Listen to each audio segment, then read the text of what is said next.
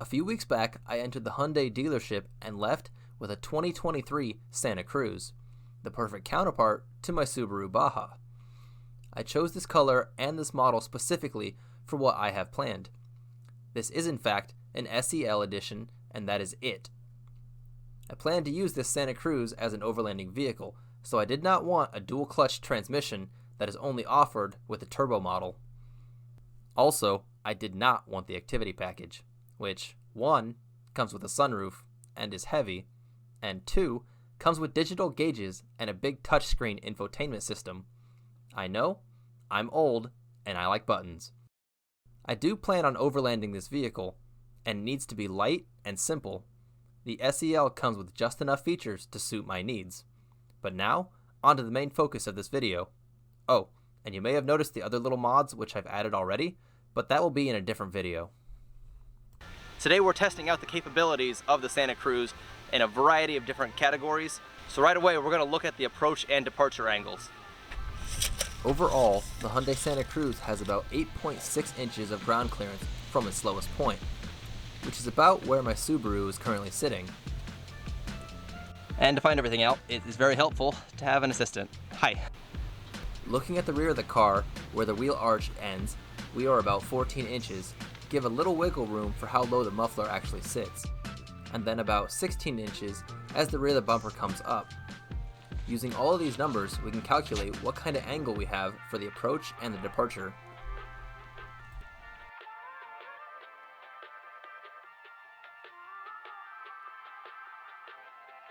Okay, so I'm actually refilming this part because I went out and bought an actual angle gauge so that I can find the real approach and departure angle without having to do miscalculations. So I'm just gonna go ahead and slip this on a piece of wood, chuck it underneath the tire, and once that piece of wood comes up and hits something, that'll give us our correct angle.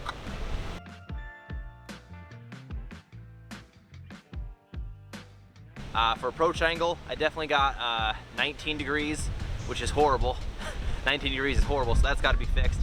And for the rear, I actually got 25 degrees outside. Cold outside, it's actually colder than that. After finding out our drive angles, we are going to be moving on to some articulation testing. We are going to see how much flex the Santa Cruz actually has.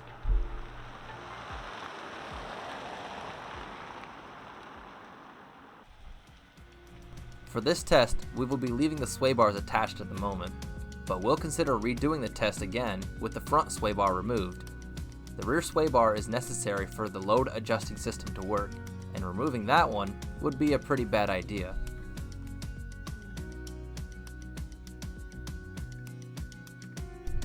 And we're gonna start flexing.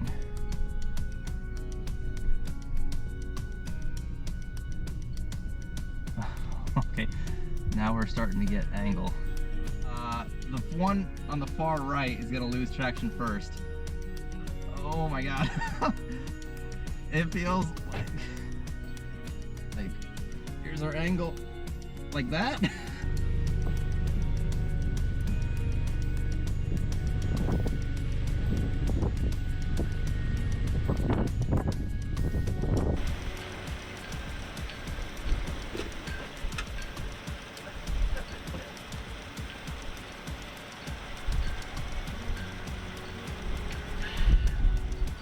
I think it's more flexible than the Subaru was.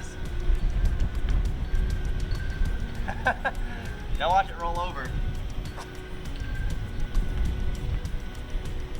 Okay, I just want to see if I creep forward a little bit more and try not to roll over. Because right now I got one wheel in the air. It'd be a perfect test for the all-wheel drive, but now I'm starting to worry something's gonna happen. Awesome. Okay. That's a little bit of flex right there.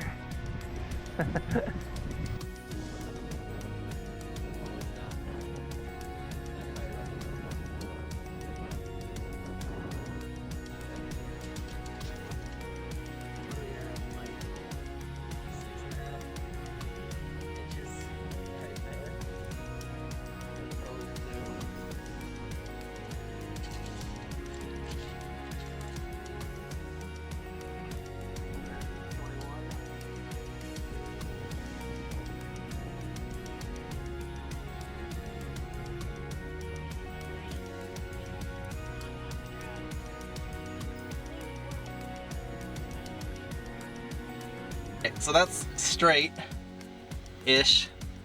You can see quite the amazing angle that it's sitting at right now. I don't have a meter to actually show it, but getting a little sketchy.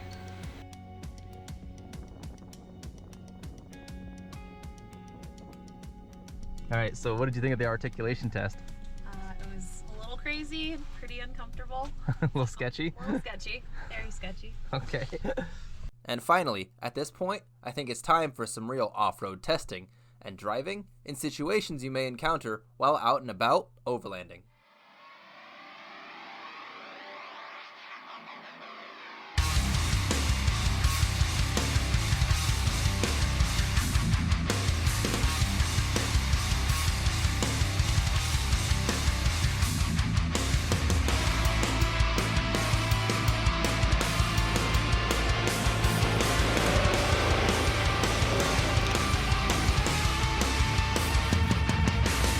Yeah, so apologies for not having more off-road testing out in the mud. The mud is the only terrain that I have available to me right now. And second, there was no recovery vehicle. There was no one out there that I could have called to come help us if we would have gotten stuck. So also I didn't bring my recovery boards, so I was very ill prepared to film out there. Third, there are no factory recovery points on this vehicle. No front, no rear. Nothing to hook on to pull the vehicle free if something were to happen to it. So that's a big demerit for the Santa Cruz. I'm thinking about doing a bumper cut to help with the approach angle. I need to take that front bumper off and figure out how much room I have to play with. So maybe like the Baja that I did, I'll probably cut that bumper. I hate to kind of say that it's a brand new 2023 and I'm going to take a cutoff wheel to the bumper at some point, but I need to improve the approach angle by a lot. It's kind of bad right now. The departure angle is not horrible considering some of the trucks that are on the market. The bed is 4 foot 3 inches long, so if there's no trailer hitch below it, there's definitely a decent departure angle. We could add a trailer hitch to help with the vehicle recovery points, but that's going to kill our departure angle. So I might be able to work with a company and fab something up to stick it out around where the trailer, to stick where the license plate goes, to actually make a strong rear recovery point.